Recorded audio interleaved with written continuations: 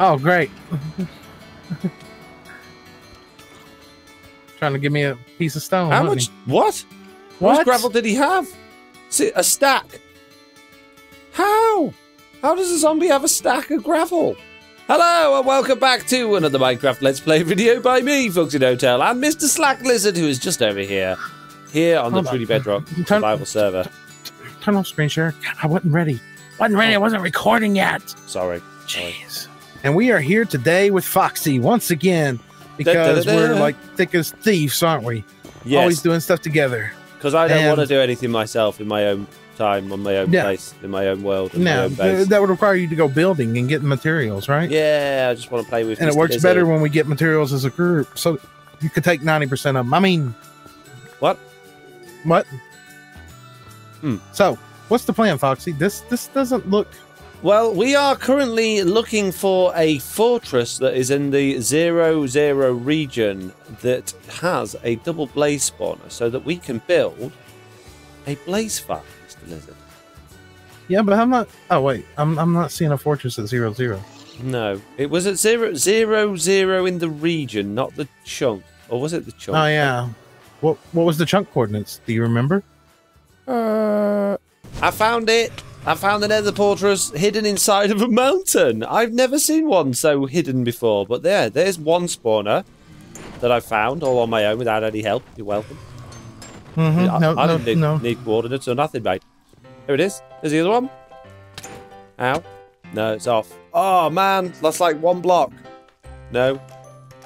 Yeah, more than one. Oh! Alright, so this one's a no. This one's a bust, Foxy.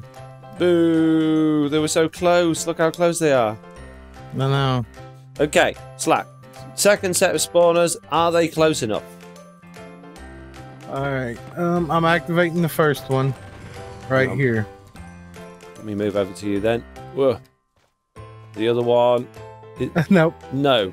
Oh, man, how close do we have to be to it? There. Oh, jeez. Come on. Wow. Okay.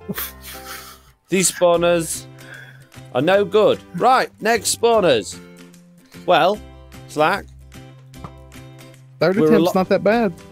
We're a long way away from where we want to be, and it was ridiculously difficult getting over here because of the new Nether. But we have found two spawners that if I stand exactly on the corner of these 4 blocks, they activate. If I move half a block, that blaze is in my way now. Hang on. I move half a block in this direction, that one turns off. And if I move half a block in that direction, that one turns off. But if I get right on the corner, we get both running. Let's get some blaze rods.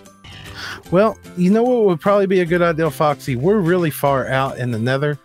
Probably a really good idea if we put down a respawn anchor. I'm just saying. That's a very smart idea, Mr. Lizard. I am going to, first of all, pop down a beacon, and then I will do exactly that. Which means I actually need to craft one, but I don't think they're that difficult to do. So we should be okay. Oh dear, Slack. I appear to have perished once again. Yeah. Well, Slack, I made it back. Thank you for getting all of my stuff off that horrible piglin, and I have now made us a respawn anchor. I'm going to drop it on the bottom of the beacon down here, and I believe if I top this up with some obsidian, like so, I can now set my spawn in the Nether, and next time I die, I can come straight back. This is good news. Ooh, I want to try this out. Just click it so you like done filled it up. Respawn point set. Oh, interesting. Nice. Well, Slack, I think that we've come up with a very, very nice, intricate, completely laggy redstone-based design here. Yeah. All this redstone is very dangerous. I'm just saying, Foxy. It's very, very dangerous.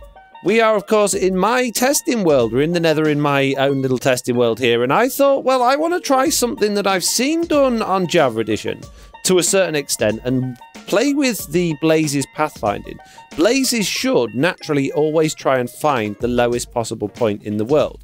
Now, we've fiddled with this blaze spawner a little bit. We've made it actually produce blazes more quickly and also work from a greater range just so we can test it. I've done that using MCC tool chest, and if I break the glowstone around this, you'll immediately see things will start spawning, And if we go down to the bottom and we stand underneath at this little hole here, you'll see that the blazes will make their way to the center and they will drop themselves down that hole because, well, I guess they're trying to get closer to us even though they can't see us, but also they just like going down holes. So they don't all go there straight away. As you can see, those ones over there have wandered off, but eventually, more often than not, they will fall down that hole. Yeah, let's go do that. That's really easy, Foxy. Yeah. I don't think it needs to be glass either. Do you want to just try this with different materials just in case? Yeah, sure. We now have a nether brick box. Now, technically, we're actually going to be relatively high up as these things are spawning because of how it works. So do you want to come to the top, Slack, and see if they still go down the hole? There we go. They are going down now. There's that random. No, another one's gone down and another one. The other thing to consider with this is once we hit them with the trident, are they going to bounce back up? Yeah, are they going to go back up or are they going to then lock onto the player whose trident it is and try and fly up towards them? Possibly. Okay, we've got a couple of tridents in. I'm just going to block up those